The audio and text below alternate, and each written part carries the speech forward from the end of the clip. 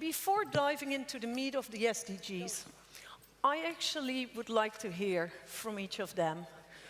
If you could describe the moment in your life that made you determined, committed to stand up for equality for girls and women. Well, I must say that I agree with Hina that it's not just one point, a moment in time, but I remember that the earliest memory that I have of being unfairly treated is when I was 5 years old.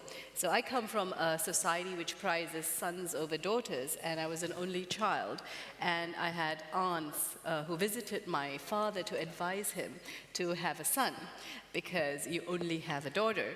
And I still remember this conversation, and my father actually said something to the effect of how, Mahatma Gandhi had 5 sons and nobody knows of them, but, Nehru has one daughter and she's famous, right?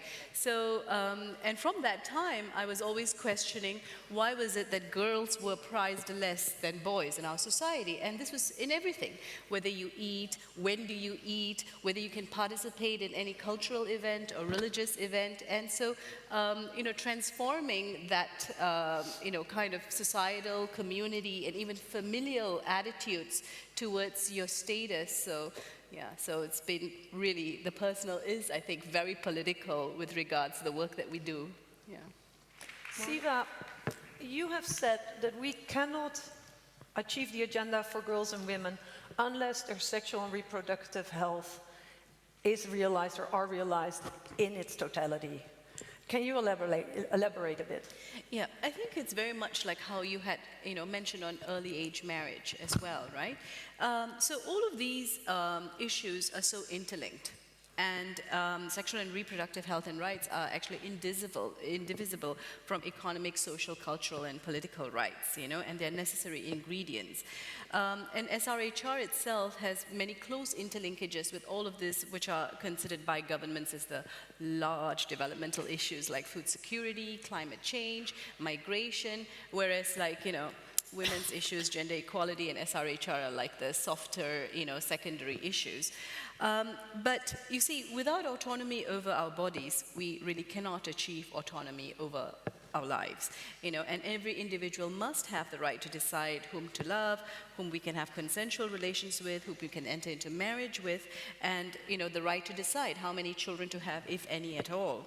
So, and the SDGs will only be successful if such things that make the difference in an individual girl, an individual woman's life, ensuring that we're able to prevent early age marriage for the girls in the villages, ensure universal access to sexual and reproductive health for poor women in marginalized communities, as well as create, a life, as like Mona was saying, a life free from violence, and that's when that real transformational change in society occurs, and that's meaningful change, that it means something, not for a government that's reporting a number in a report in the UN agency, but makes a real difference in the lives of women and girls on the ground, on the issues that matter to them. So that's why I think that SRHR is really critical to achieving the SDG agenda.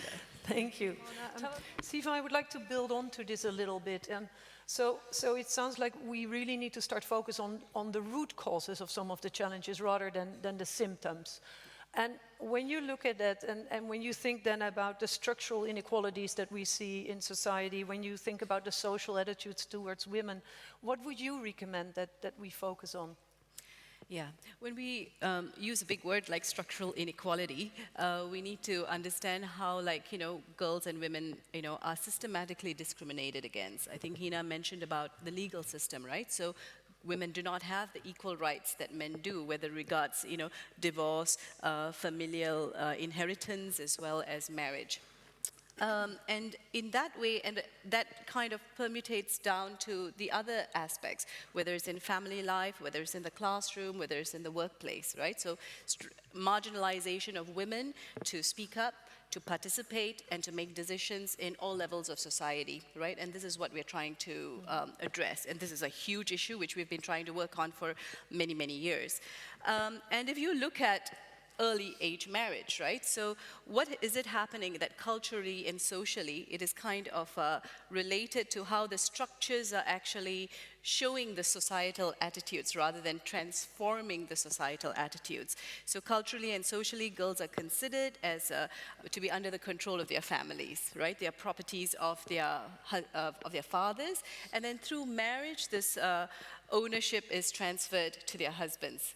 And she's not respected as an equal, and she's not able to make decisions about her own body, whether it is access to contraception, access to safe abortion, access to information and services, inability to even perhaps divorce or take control or have, take custody of her children in some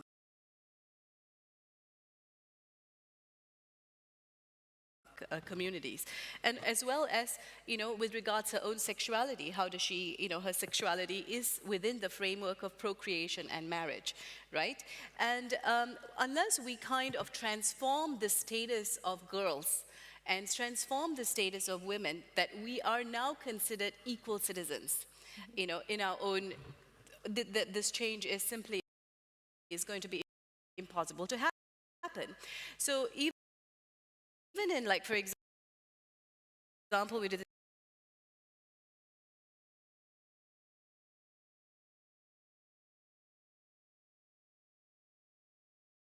this very interesting research on climate change and SRHR.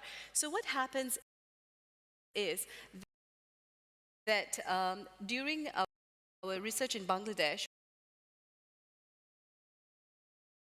we discovered that in the cyclone times, the cyclone Sidr and Ayla, that poor families then resorted to marrying off their girls early because this was their coping strategy and the coping mechanism, because the mindset change hadn't taken place. And number of countries, so in India and in Bangladesh, we see the economic growth is happening quite well, and yet the transformation of societal attitudes is somehow not growing at this 5%, 6%, 7% that the economy is growing. And unless we make we have to make these investments, and governments need to make these investments. See, the country I come from is Malaysia. We are considered a middle-income country.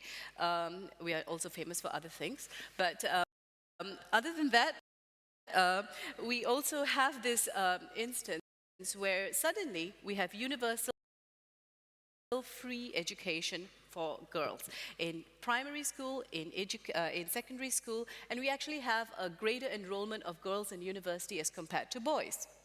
And yet, in this country that is giving out free education to everyone, we are now seeing a rising number of early age marriages. Why is that happening? It is because the minds have not been transformed. So I think this is why this is perhaps the most critical piece. And and we only talk about women and girls. There are other attitudinal transformations that need to happen across caste, class, tribes, indigenous people, migrants, refugees, that also needs to take place. And it's actually a learning process for all of us, not just people from the south learning from the north, but we all have to transform our attitudes in one way or another.